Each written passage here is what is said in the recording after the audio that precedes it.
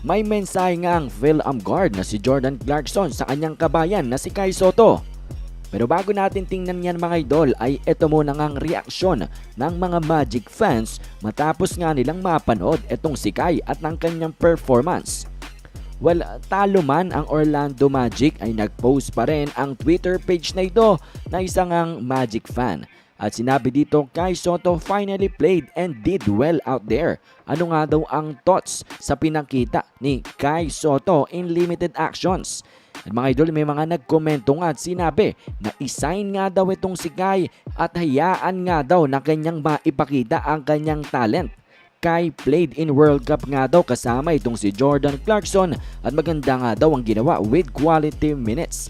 Isang araw gem etong si Kai mga idol at kapag nga daw dumating ang panahon ay magiging star player siya along with Paolo Banchero. Yan ang sinabi ng isang Magic fan. Isa pa dito mga idol, kailangan nga daw talaga na maglaro ni Kai Sotto ng mas marami pa para nga daw ma-polish ang kanyang game.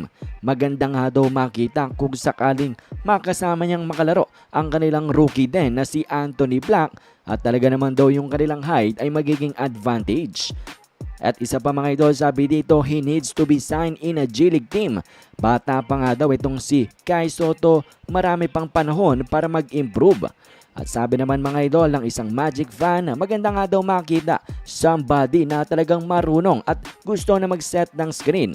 Wish niya nga daw ay nakalaro neto ni Kai Sotto, si Anthony Black pati na rin si Jett Howard sa first 3 games sana ng Orlando Magic. Maybe nga daw nakita nila kung ano ang magagawa ng rookies na sila Anthony Black and Jett Howard kung nandun si Kai Sotto na nagsiset nga daw ng screen. And then isa pang fan na nakakapansin ng screens na Kai Sotto, sinabi niya na magical nga daw yon. Pina-follow niya na nga daw si Kai Sotto ever since na siya nasa high school pa at malapit na nga daw siya mga idol sa pagpe-perfect nito. Hope nga rin daw netong Magic fan na ito na mag-develop pa itong si Kai Sotto dahil 21 years old pa lamang daw siya.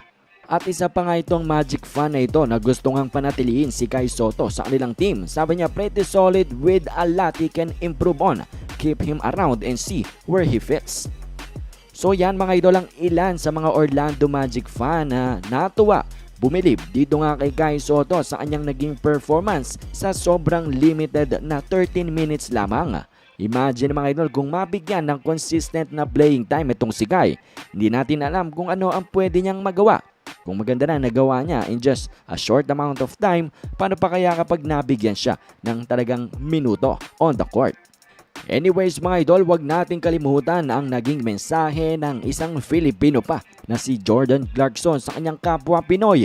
Nag-retweet itong si Jordan Clarkson at sinabi niyang solid performance nga daw ang pinakita ni Kai Sotto at patuloy nga lang daw siyang mag-grind. Keep grinding away nga daw ayon kay JC. Pero anyways mga idol, for sure yan, JC is rooting for Kai Sotto to make it to the NBA.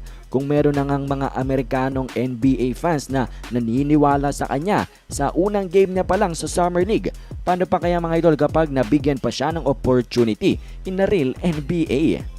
So let's see nga mga idol what the future holds para nga dito kay Kai Sotto. Pero sa ngayon, napakaganda nga ng kanyang ginawa.